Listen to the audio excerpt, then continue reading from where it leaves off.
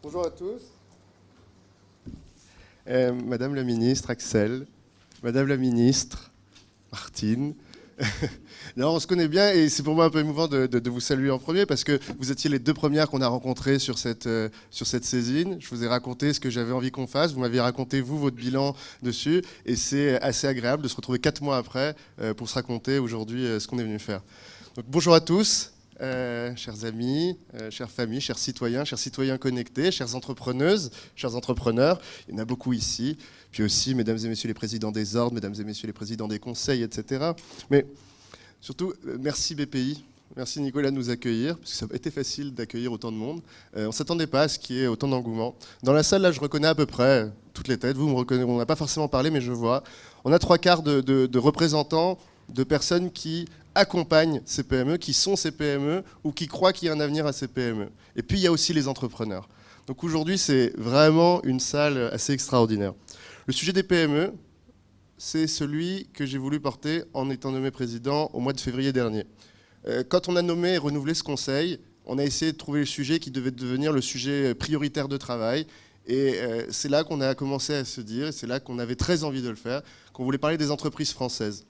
Et il y a un élément de langage qu'on peut faire peut-être en démarrage, c'est que pendant tous nos échanges aujourd'hui, tout ce qu'on va appeler les TPE-PME, on va les appeler les entreprises françaises. Puis les grosses, on les appellera les grosses. Et puis les grands groupes, on les appellera les grands groupes. Mais pour un temps, parce que c'est quand même elles, les 98% des entreprises françaises, on va les appeler ce qu'elles sont, c'est-à-dire les entreprises. Alors quand j'ai pris mes fonctions au Conseil, j'étais un peu surpris. C'est un jeune président qui arrive, 30 membres experts, tous assez incroyables. Ces 4 premiers mois, ça a été aussi une rencontre avec ces 30 membres. Ça n'a pas été facile. Le sujet, on peut croire qu'il n'est pas polémique, qu'il n'y a pas d'opposition possible. Mais en fait, il y a des points de vue assez différents. Et donc ces 4 premiers mois, ça a aussi été, et là il y a une dizaine de membres qui sont présents aujourd'hui, une façon de se rencontrer, et je voudrais les remercier très fort, parce que ces 30 membres du Conseil, vous le savez, nous sommes tous bénévoles, on a tous un métier à côté. Moi je suis entrepreneur, on a des chercheurs, on a des dirigeants d'institutions, on a des grands entrepreneurs, des plus petits, et consacrer toutes ces heures, ces 4 mois, ça a été intense pour vous, c'était intense pour moi, c'était intense pour les équipes du SG, donc merci beaucoup. Aujourd'hui on va parler résultats. Un ministre qui n'a pas pu être présent aujourd'hui nous avait fait la blague en disant bon, en fait c'est un point d'étape mais c'est parce que vous êtes en retard.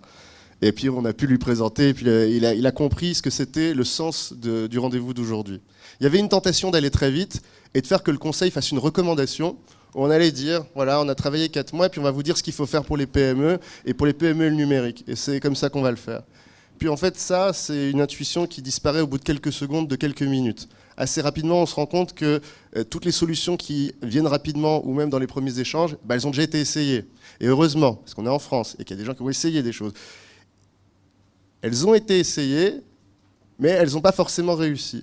Et donc tout le chemin et tout le cheminement du départ, ça a été de dire, dans les solutions qu'on va proposer, on ne va pas les construire nous-mêmes, on va les construire avec ceux qui vont les opérer et ceux qui vont les recevoir. Et c'est ça peut-être une des grandes innovations aussi dans le travail du CNUM. Le CNUM, il est connu pour les 6 dernières années pour le travail de vision qu'il a porté, de prospective, un travail sur les idées. Et ce que j'ai voulu quand on est arrivé, c'était de dire on va continuer ce travail parce qu'il est important, puis on va l'orienter un petit peu plus sur l'action et sur les mesures opérationnelles. Une des illustrations, c'est que dans ce travail, un de nos partenaires, ça a été plusieurs directions de ministères. La DGE, qui est quand même la direction en charge de ces sujets, elle a fait partie des groupes de travail depuis l'origine. La Direction générale du Trésor, qui est celle qui a le savoir économique international, elle a été avec nous dans nos partenaires dès le départ. Au niveau territorial, on a plusieurs régions qui ont été des régions exemplaires. L'ARF a décidé de soutenir l'initiative. La BPI, très tôt, tu as été le premier, après les ministres. Tu es juste après les ministres, Nicolas. On s'est rencontrés. Et on s'est rendu compte qu'il y avait un consensus sur l'idée qu'il fallait absolument travailler sur ce sujet. Le constat, on le comprend tous, on le voit tous. Accélération du temps, accélération du rythme de renouvellement des technologies, accélération du renouvellement lui-même, disruption des disrupteurs, Take It Easy, 4500 personnes laissées sur le carreau hier soir, SFR qui licencie 5000 personnes. Voilà, ça va très vite. Ça va très vite. Et puis, à côté de ça, on a ces grands groupes dont vous avez parlé, puis on a ces startups. Les grands groupes, honnêtement, moi je leur en ai beaucoup voulu jusqu'à quelques années, mais aujourd'hui on peut dire, quand on regarde les masses d'investissements qui ont été faites, qu'ils sont peut-être un peu sur le bon chemin, pour se transformer et pour innover, que la plupart d'entre eux sont en tout cas prêts pour les prochaines années. Et puis il y a eu les startups. Quand j'ai commencé, quand j'ai créé la première startup, c'était 2009, c'est 2008. Et à l'époque, vraiment, c'était pas un grand sujet.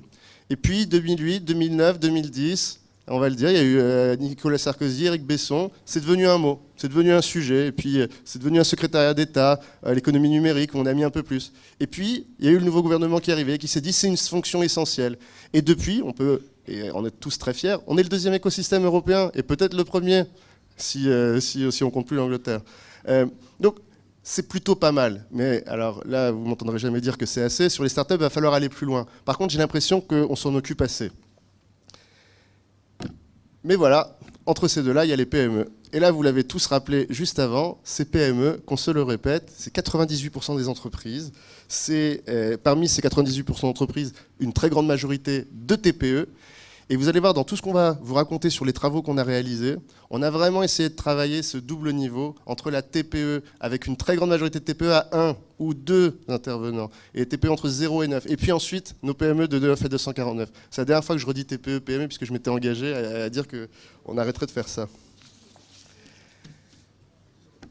Ce tissu, vous en avez parlé, vous l'avez raconté, c'est ce qui fait l'identité économique française. Il y a une identité économique allemande sur les entreprises de taille moyenne. Il y a une identité américaine avec la création des méga géants. Il y a une identité économique à la chinoise avec des grands groupes contrôlés par l'État et des autres géants qui ne sont pas contrôlés par l'État, mais dont les dirigeants peuvent l'être à d'autres moments. Il y a une identité économique à la russe et il y a une identité économique à la française qui est une belle composition entre ces startups, ces grands groupes et ce réseau profond de TPE et de PME. Et bien ça, si on veut le préserver dans la transition numérique que nous sommes tous en train de vivre, et ben il va falloir s'investir. Et il va falloir agir collectivement. Parce que si on ne le fait pas, nos grands groupes vont être là. Donc je ne dis pas qu'il y a une grande menace et qu'on va se retrouver dernière économie d'Europe. Je dis juste que si on veut préserver ce tissu qui permet de créer de l'emploi en niveau rural ou dans les plus petites villes, alors il va falloir penser les nouveaux schémas. Si on regarde les chiffres, on en est où ? Sur les chiffres européens, on n'est pas bien du tout.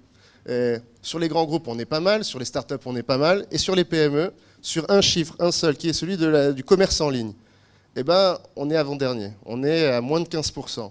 Sur le commerce en ligne à l'international, on est à 5%. C'est-à-dire que devant nous, il y a quasiment tous les autres pays d'Europe.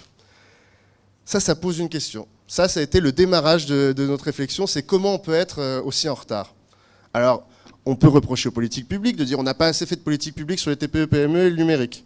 Peut-être. Puis il y a peut-être aussi d'autres causes. Et en tout cas, tout le travail qu'on a porté, ça a été de regarder toutes les politiques publiques qui ont été menées, et puis ça a été surtout d'aller à la rencontre de ces TPE et de ces PME pour comprendre quels étaient les facteurs explicatifs, culturels, économiques, fonctionnels, financiers parfois. Et là, on s'est posé la question de l'efficience, de l'efficacité. Encore une fois, je vous avais dit, plus de rapports théoriques chez nous, on va faire des rapports pratiques. Et pour rapports pratiques, on veut aussi des rapports efficaces. Et donc c'était l'idée de se dire, parce qu'il faut être... Et là, tout à l'heure, cet après-midi, on a eu un groupe de travail avec près d'une centaine de personnes qui sont venues travailler 1h30 sur les 5 pistes de solutions. Et donc à cela, je veux aussi les remercier. Il y a un sujet qui est remonté, c'est que vous avez vu notre rapport, il s'appelle commerce connecté, il s'appelle croissance connectée. Alors pourquoi que le commerce et pourquoi que la vente ? On a bien vu que la transformation numérique des PME, c'était plus que vendre. On considère même que cette transformation, c'est plutôt 3 étages. Il y a un premier étage qui serait la vente. Vendre ce que je fais déjà, mon produit et mon service qu'on connaît bien, dans l'organisation que j'ai déjà, telle qu'elle fonctionne. Puis on a un deuxième étage de la transformation numérique qui est de transformer mes processus, transformer mon outil industriel, transformer mes processus de facturation, transformer mes processus RH grâce au numérique. Et puis il y a ce troisième étage, celui dont vous avez parlé, celui dont on rêve tous, mais qui peut être vécu par ces entreprises françaises comme une injonction assez violente, celle à l'innovation. On ne peut pas demander à tout le monde d'être directement au troisième étage et de transformer ses produits et services, de dire, regardez, il y a une disruption dans votre secteur, il faut que vous inventiez l'objet connecté qui correspond à votre secteur pour ne pas vous faire disrupter par les plateformes américaines. En fait, en arrivant avec ces injonctions-là, on peut créer le danger d'un mur face à soi, face à la peur que ça peut provoquer. Alors, on a commencé à partager avec les autres, avec les entrepreneurs, et on s'est dit que ce premier étage de la vente connectée, et le commerce connecté, c'est plus que le e-commerce. La vente connectée, c'est quelqu'un qui a mis une page en ligne pour qu'on le découvre, c'est de la vente connectée. Quelqu'un qui a vendu sur une place de marché, c'est de la vente connectée. Tout ça, c'est des chemins qui mènent à développer son chiffre d'affaires. Et ben nous, on a pensé assez simplement, assez humblement, que c'était un bon pied dans la porte et que c'était un bon levier.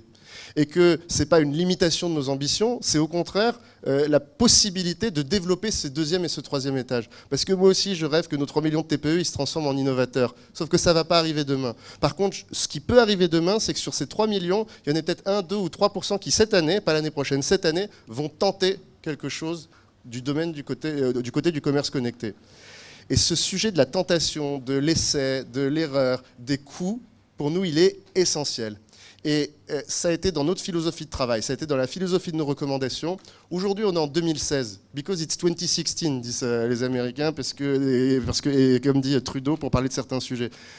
Il y a 3 ans, il y avait des choses qu'on ne pouvait pas faire avec 1 000 euros, qu'on peut faire aujourd'hui avec 1 000 euros. Il y a 3 ans, il y a des choses qu'on ne pouvait pas faire sur le commerce connecté et qui nécessitaient d'avoir de nombreux intervenants. Eh bien, c'est plus le cas.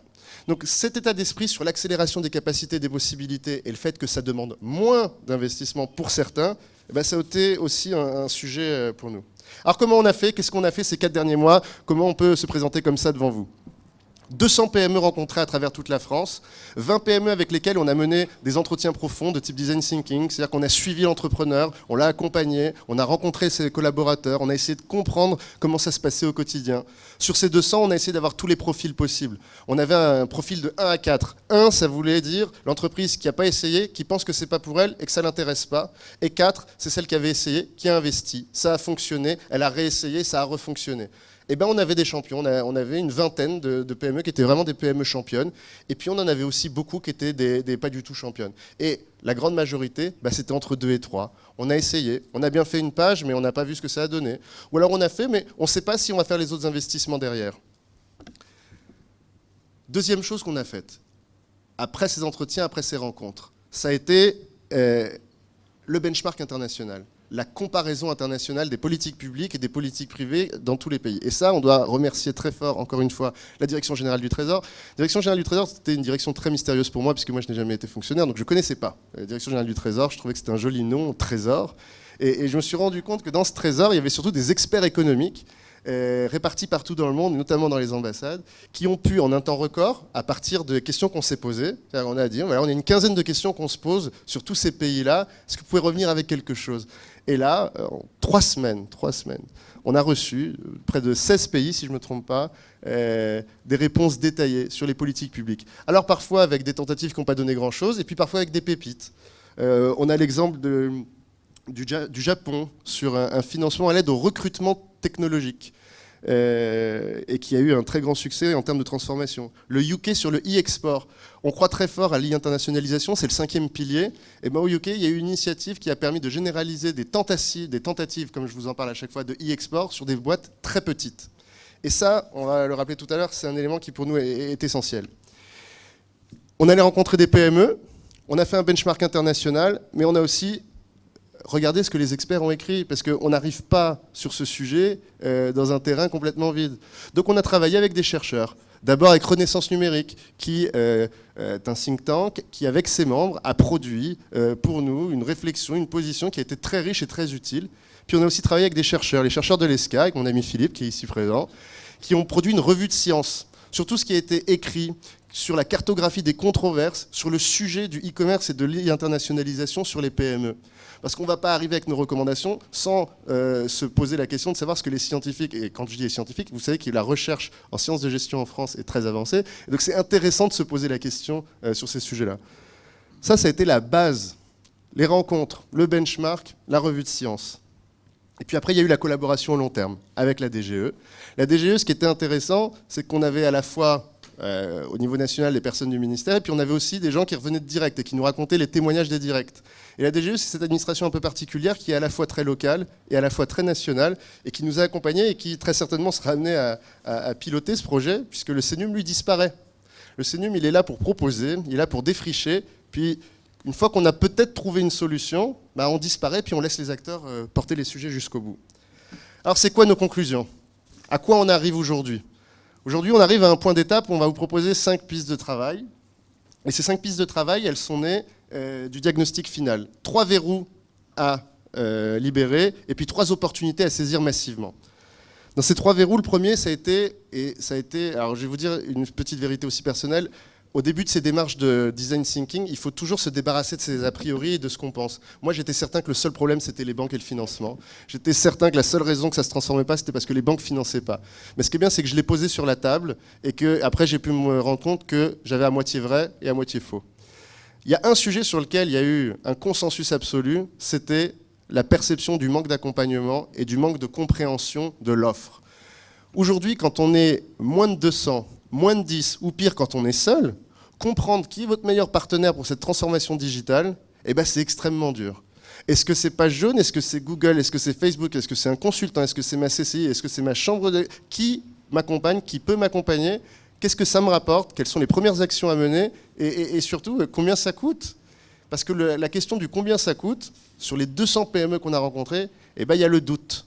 Parce et c'est la faute aussi du secteur digital et d'Internet.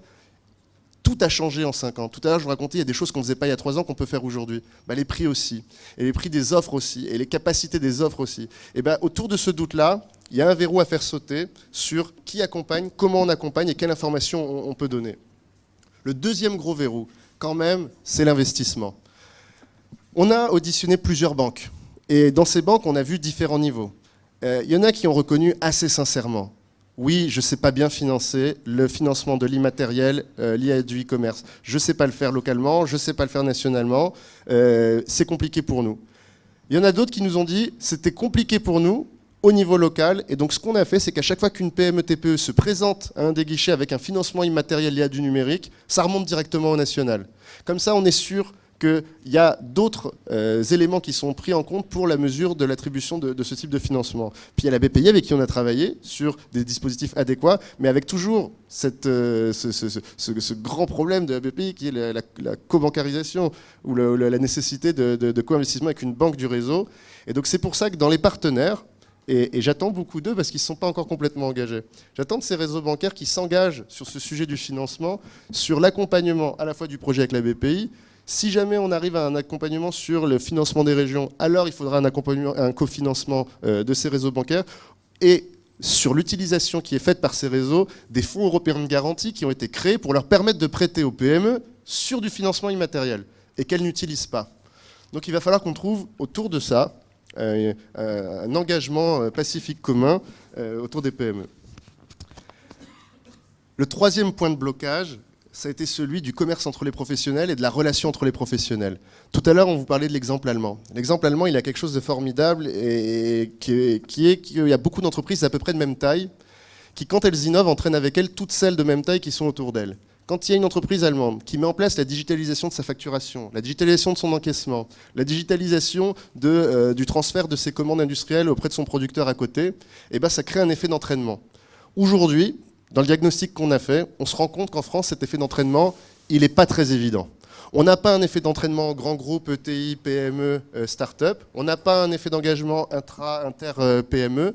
C'est quelque chose qu'on retrouve plus du niveau ETI, grand groupe, où là, les ETI ont pu faire les gros investissements nécessaires pour se connecter au système des grands groupes, mais on n'a pas réussi à le faire sur la taille du dessous. Et donc, cet élément de commun et de création commune entre les PME et de réseau entre les PME et de connectivité entre les PME, c'est un vrai sujet. Et puis, il y a les opportunités, il y en avait 3, et qui, pour nous, étaient pleines de joie, d'espoir et d'opportunités. La première, c'est l'e-internationalisation. L'e-internationalisation, parmi les exemples que je vous ai racontés tout à l'heure de ce qui est différent en 2016 versus 2013, c'est peut-être l'un des plus importants. Et on en a beaucoup parlé avec Business France, on en a beaucoup parlé avec Mathias Feckel aussi, qui était de se poser la question, est-ce qu'aujourd'hui, en 2016, c'est toujours à jour de dire à une PME le discours qu'on a tenu les 30 dernières années, qui était « Attention, l'export c'est du sérieux ». On ne part pas à l'export sans une étude de marché, sans envoyer quelqu'un sur place, sans aller faire une visite, sans aller comprendre son marché, sans adapter son offre. Et on disait, il ne faut pas mettre un petit peu, il faut y aller direct ou il ne faut pas y aller, mais il faut préparer. Bah là, aujourd'hui, avec les outils, avec les prestataires, avec les offres existantes, on peut dire à des PME, essayez. Et ça, c'est un shift complet. C'est pour BPI, BPI qui nous accueille, merci, mais pour Business France, c'est un shift complet qu'ils ont démarré, BPI France Business France a lancé une initiative de French Corner, accompagner des PME françaises pour aller vendre sur des places de marché chinoises. Les résultats ne se sont pas encore fait voir, c'était il y a quelques semaines, mais on est dans le début d'une réflexion sur comment ce système d'internationalisation peut permettre d'être un pied dans la porte de ces PME pour démarrer la transformation numérique. La deuxième opportunité, c'est celle de la mutualisation. On a beaucoup parlé d'expertise, de besoin d'expertise, de nécessité d'expertise. Et bien, cette nécessité d'expertise, on ne peut pas toujours se la payer, notamment quand on est moins de 10, mais même quand on est moins de 200. Et d'autres, toute cette réflexion autour de la mutualisation, ça a été de dire, il y a un moment, les agriculteurs ont créé les coopératives pour mieux vendre leur lait. Il y a un moment, les entreprises ont su se mettre en GIE pour passer des commandes plus grosses, pour répondre à des appels d'offres. Et bien, sur le numérique, on n'a pas encore créé de grands mouvements. Il y a eu 2-3 expérimentations qu'on a réussi à trouver en France de mutualisation de leurs moyens pour rapprocher de leur territoire et de leur action des capacités numériques. Et vous allez voir, c'est un des chantiers qui est important pour nous. Et enfin, Martine, et ce point-là, c'est toi qui m'as sensibilisé dès le premier jour, c'est celui de l'hyperproximité. L'hyperproximité et le digital, c'est pas évident. Et tout à l'heure, Axel, tu l'as illustré. L'hyperproximité, c'est une hyper-opportunité. Et si on en revient à notre identité économique française et à la forme de notre tissu entrepreneurial français, cette idée d'hyperproximité, c'est de dire que le digital, paradoxalement et heureusement, peut être provocateur de nouveaux commerces de proximité et d'accélération du commerce de proximité. Il y a un témoignage qui était intéressant, c'était un start-upper qui fait une start-up plutôt pour accompagner les boîtes dans la e-internationalisation. Mais il se trouve que ses parents, à lui, ils sont opticiens. Ils sont opticiens dans une ville de 20 000 habitants. Et il s'est dit, comment je peux aider mes parents ? Et c'est sympa. Et lui, il est codeur, il est marketeur, il sait faire beaucoup de choses. Ses parents, pas énormément. Et il s'est dit, je vais leur faire un site vitrine. On va juste mettre les photos des montures. On ne peut pas les acheter, on ne peut pas y aller. Mais on va dire que ce magasin, il existe. Et puis, on va le mettre en ligne. Et là, l'histoire qu'il nous raconte, et elle est formidable, c'est plus 30% de fréquentation de gens qui habitaient autour, mais qui étaient plus jeunes, qui ne savaient pas que cet opticien n'était pas si has-been que ça, et qui a recréé de l'hyperproximité par le digital. Donc cette hyperproximité-là, elle est pour nous un atout. Donc qu'est-ce qu'on a fait ? Eh ben, on a choisi 5 pistes de travail. 5 pistes de travail sur lesquelles on vous demande à tous de vous engager avec nous, sur lesquelles on va travailler, où on a identifié, la première, la constitution d'un réseau d'ambassadeurs, la deuxième, la création d'une plateforme de ressources personnalisables. Ce deuxième, c'est de dire qu'est-ce qu'on peut recommander à ces entreprises. Et ces ambassadeurs, qu'est-ce qu'ils vont recommander à ces entreprises. Le troisième, c'est le travail autour d'une aide régionale financière. C'est de développer, et certaines régions sont exemplaires, d'autres moins, comment on accompagne cette aide au financement par les régions. Le quatrième, c'est celle du soutien aux actions de mutualisation que je vous ai raconté. Et le cinquième, c'est la présence des PME françaises à l'international, l'internationalisation. 5 ateliers, dans ces ateliers, chacun de ces ateliers entre 15 et 20 parties prenantes. La plupart d'entre vous font déjà partie de certains de ces ateliers. Si ce n'est pas le cas, rejoignez-les. On a besoin de vous, on a besoin de ces acteurs. Sur le réseau d'ambassadeurs du numérique, Transition numérique est le premier des partenaires. Transition numérique est avec nous. Mais il y a aussi les experts comptables. Et puis il y a aussi d'autres réseaux, SynovIT avec le réseau des consultants. Et puis nous, on veut qu'il y ait tous ces gens qui fassent partie de cet atelier. Parce que dans 3 mois, quand on va revenir ici, et peut-être on sera, et c'est certain, plus nombreux, on reviendra avec les solutions déjà engagées, avec un plan de financement de ces solutions, avec les engagements de chacune des parties prenantes. Donc aujourd'hui, ce point d'étape, c'est surtout un appel à travailler. C'est un appel tous ici à vous mobiliser, c'est un appel à participer aux 5 grands moments auxquels on vous a demandé de venir, mais aussi de faire travailler toutes vos équipes sur tous les documents que vous allez commencer à recevoir pendant le mois d'août. Alors on ne vous demande pas de répondre pendant le mois d'août, vous avez le droit de prendre des vacances, mais il faut qu'on se retrouve en septembre. Et Nicolas, derrière, à la fin, nous accueillera encore et financera tout ça pour nous, parce que c'est essentiel. Non, mais ce qui est important, vous l'avez compris, c'est de se mobiliser tous ensemble pendant ces 3 prochains mois, c'est de se mobiliser pour les territoires, c'est de se mobiliser absolument partout. En septembre, fin septembre, grande journée contributive de conclusion qui doit rendre public l'état de travail de chacun de nos ateliers. Pendant cette journée contributive, accueillir les propositions qui viendraient de personnes qui ne sont pas encore incluses dans le dispositif. Et puis octobre, l'annonce. L'annonce avec l'engagement du gouvernement, avec l'engagement des régions, avec l'engagement des parties prenantes. Et j'espère vraiment tous vous y retrouver. Et alors, on a beaucoup travaillé pendant 4 mois, on va continuer à beaucoup travailler, mais vous aussi à partir de maintenant. Donc merci encore et continuons.